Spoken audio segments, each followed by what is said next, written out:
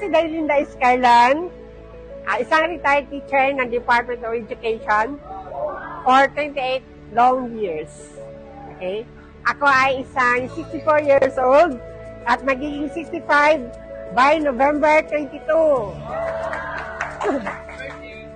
Salamat. Okay.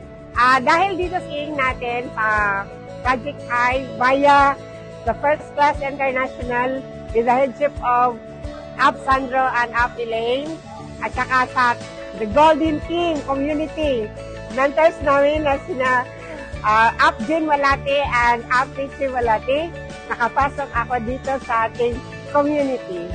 Hindi ko akalain na makakarating ako dito sa South Korea at this age. At this age. Napakatanda ko na mag-networking sa totoo lang. But gusto ko rin maka-experience ng mga in-experience ng mga bata. Okay? As long as makakalakad pa ako. As long as makakalakad pa ako.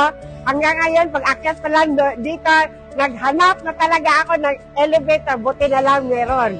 Okay. So, sa lahat ng mga bata, ni-inspire ko kayo. Gawin yung totoong-totoo ang business natin.